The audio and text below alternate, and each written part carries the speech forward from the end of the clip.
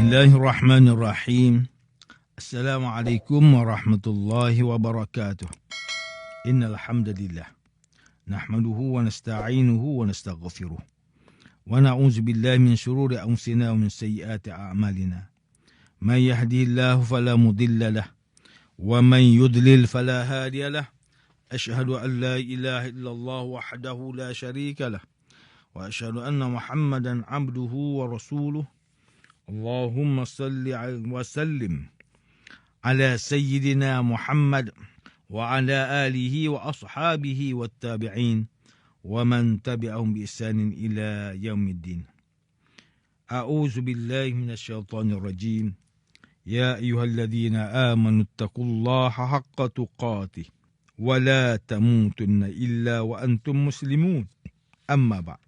Yang berusaha Tuan Haji Ahmad Nazri Muhammad Yusof selaku penerbit rancangan tafsir Al-Quran dan seterusnya sidang pendengar yang dirahmati Allah Subhanahu wa taala, bersama saya Profesor Dr. Muhammad Najib bin Abdul Qadir, Pusat Kajian Al-Quran dan As-Sunnah, Fakulti Pengajian Islam, Universiti Kebangsaan Malaysia. Tuan-tuan, puan-puan, para pendengar yang dimuliakan, pada hari ini kita akan menyambung kembali rancangan tafsir Al-Quran bagi siri ke-163. InsyaAllah pada kali ini kita akan membincangkan mengenai pentafsiran ayat ke-127 surah At-Taubah. A'udzu billahi minasyaitonir rajim.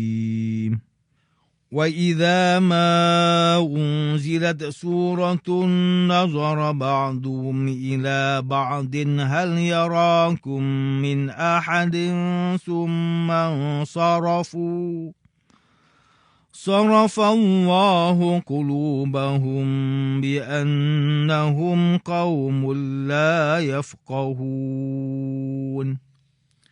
Dan apabila diturunkan satu surah dari Al-Quran mendedahkan keburukan orang munafik, setengah mereka memandang kepada setengahnya yang lain sambil berkata, adakah sesiapa nampak kamu kalau kita undur dari sini? Kemudian mereka berpaling pergi dengan meninggalkan majlis Nabi. Allah memalingkan hati mereka daripada iman disebabkan mereka kaum yang tidak mahu mengerti. Sidang pendengar yang dirahmati Allah, Profesor Dr. Muhammad Quraish Shihab melalui kitabnya Tafsir Al-Misbah menyatakan bahawa ayat ke-127 surah At-Taubah ini adalah untuk menggambarkan kejian golongan munafik melalui perbuatan. Iaitu apabila diturunkan satu surah daripada Al-Quran yang menerangkan apa yang tersembunyi di sebalik hati mereka. Sebahagian daripada golongan munafik tersebut telah memandang dengan pandangan yang sinis kepada sebahagian yang lain. Pandangan tersebut bertujuan untuk mengejek atau mengelak serta mengingkari isi kandungan ayat-ayat Al-Quran. Lalu mereka terus bergerak secara sembunyi-sembunyi meninggalkan majlis Nabi Muhammad sallallahu alaihi wasallam. Demikianlah sikap golongan munafik yang sentiasa berusaha untuk berpaling daripada cahaya iman.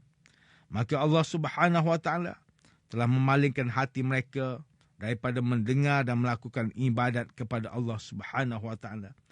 Kerana mereka adalah kaum yang tidak mahu mengambil manfaat daripada kalam Allah Subhanahu wa taala.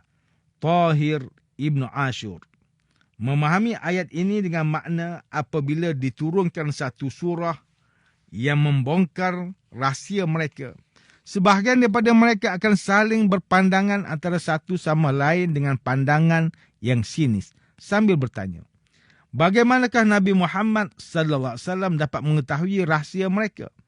Mereka saling bertanya, adakah sesiapa yang telah melihat kamu ketika melakukan perancangan yang tersembunyi ini? Soalan ini mereka ajukan kerana kekufuran itu telah menghalangi mereka daripada percaya bahawa Allah Subhanahu wa taala telah memberitahu Nabi Muhammad sallallahu alaihi wasallam mengenai rahsia di dalam mereka. Firman Allah Subhanahu wa taala, sarafallahu qulubahum, yang bermaksud Allah memalingkan hati mereka. Ada golongan yang memahaminya sebagai doa atau perintah untuk mendoakan agar hati mereka dipalingkan oleh Allah Subhanahu wa taala. iaitu semoga Allah memalingkan hati mereka. Pendapat ini kurang tepat kerana sejahat mana atau sederhaka mana pun seseorang itu, langsung tidak layak untuk didoakan dengan doa keburukan sebegitu. Nabi Muhammad sallallahu alaihi wasallam mendoakan agar mereka yang derhaka dan mengkhianati Nabi Muhammad sallallahu alaihi wasallam dengan menyebut, "Ya Allah, ampunilah kaumku kerana mereka tidak mengetahui." Doa sebeginilah yang seharusnya dipohonkan untuk mereka. Apatah lagi di hujung ayat ini dinyatakan kalimah, mereka tidak mengerti. Sidang pendengar yang dirahmati Allah, Ustaz Salahuddin Abdullah dan Ustaz Umar Khalid melalui kitab mereka Tafsir Mubin mentafsirkan ayat ke-127 surah At-Taubah ini bahawa Al-Quran mengajukan soalan kepada mereka, iaitu, tidakkah mereka mampu berfikir bahawa rahsia hati dan sifat munafik mereka selalu sahaja didedahkan oleh Allah Subhanahu Wa Taala pada setiap tahun, sama ada 1 atau 2 kali. Namun mereka tidak juga ingin kembali ke jalan kebenaran. Turut dijelaskan juga bahawa setiap kali ayat Al-Quran mendedahkan isi hati mereka, pasti mereka akan saling berpandangan di antara sesama mereka. Keadaan ini sama ada disedari atau tidak oleh orang yang beriman, menunjukkan kegelisahan mereka. Orang seperti ini ialah orang yang bodoh lagi dungu. Manakala Muhammad Hasbi As-Siddiqi melalui kitabnya Tafsir An-Nur, ketika mentafsirkan ayat ke-127 surah At-Taubah menyatakan, apabila ada surah yang diturunkan dalam suatu majlis yang dihadiri oleh Nabi Muhammad sallallahu alaihi wasallam, maka mereka, iaitu golongan munafik, saling berpandangan antara satu sama lain serta saling mengelipkan mata sebagai tanda meremehkan surah yang baru diturunkan ketika itu. Namun begitu, bagi golongan mukmin, mereka menundukkan kepala apabila melihat perkara tersebut. Kemudian para munafik tersebut terus meninggalkan majlis yang dihadiri oleh Nabi Muhammad sallallahu alaihi wasallam tersebut secara beransur-ansur kerana bimbang akan sikap sebenar mereka yang akan terzahir di hadapan para mukminin. Seterusnya, apabila mereka telah beredar daripada majlis tersebut, mereka saling bertanya kepada satu sama lain, apakah di antara kita ada yang dilihat oleh golongan mukminin ketika meninggalkan majlis sebentar tadi? Mereka terus berjalan dan meninggalkan majlis Nabi Muhammad sallallahu alaihi wasallam dengan tujuan untuk menafikan kebenaran wahyu yang disampaikan oleh Rasulullah sallallahu alaihi wasallam. Sesungguhnya Allah Subhanahu Wa Taala telah menjauhkan hati mereka daripada cahaya keimanan yang benar dan peluang untuk mengambil petunjuk daripada ayat Al-Quran. Tegasnya, Allah Subhanahu Wa Taala telah memalingkan mereka daripada kebajikan dan cahaya yang terang benderang. Allah Subhanahu Wa Taala berbuat sedemikian kerana mereka itu kaum yang tidak memahami seruan Nabi Muhammad sallallahu alaihi wasallam dan rahsia-rahsianya. Jiwa mereka masih terkurung dalam suatu tempat yang gelap yang tidak boleh ditembusi oleh sinar cahaya iman. Inilah penutup kepada ayat yang diturunkan mengenai pengaruh Al-Quran terhadap para munafik dan para mukmin. Manakala Profesor Dr. Hamka melalui kitabnya Tafsir Al-Azhar, ketika mentafsirkan ayat ke-127 surah At-Taubah, menyatakan bahawa apabila ada surah yang turun, lebih-lebih lagi surah yang menyindir perbuatan keji mereka dan membongkar rahsia keburukan mereka, maka mereka saling berpandangan antara satu sama lain kerana rasa gelisah tak kala diperli. Kemudian mereka pula saling berbisik-bisik, saling mencela kepada kaum mukminin kerana golongan munafik ini mempunyai hati yang berpenyakit dan langsung tidak mahu untuk mengambil pengajaran daripada wahyu Al-Quran. Golongan munafik ini juga terus keluar daripada majlis Nabi Muhammad sallallahu alaihi wasallam dengan terburu-buru bagi menyembunyikan kemunafikan. Mereka seraya berkata, adakah ada sesiapa yang melihat kamu? Persoalan ini mula timbul apabila terdetik rasa cemas tak kala merasakan sikap munafik dan ketidakjujuran mereka sudah diketahui orang ramai. Allah Subhanahu wa taala juga menyebutkan mengenai hukuman yang diberikan kepada mereka dengan dipalingkan hati mereka daripada tujuan hidup, iaitu keimanan yang sempurna, dan tinggallah Islam hanya pada namanya sahaja. Inilah akibat daripada perbuatan mereka sendiri yang membelokkan tujuan kehidupan mereka lalu berjalan di atas jalan yang batil. Golongan munafik ini digambarkan sebagai kelompok yang sudah hilang pertimbangan dalam kehidupan kerana tidak mahu memahami bahawa setiap amal yang dilakukan oleh akan mempengaruhi nilai kehidupan mereka. Mereka dikurniakan akal yang sihat, namun tidak digunakan untuk memikirkan kebesaran dan keagungan Allah Subhanahu wa taala. Adakah patut para rasul Allah dimusuhi, sedangkan rasul itu diutuskan untuk memberikan ajaran dan syariat yang mulia, sekaligus memberikan keselamatan untuk umat manusia di dunia dan juga di akhirat. Akhir sekali, mereka sendiri yang telah menyelubungi hati mereka dengan bibit kebencian, dendam, iri hati dan pelbagai lagi penyakit hati, sekaligus menafikan pelbagai bentuk pengajaran yang dibawa oleh ayat-ayat suci Al-Quran.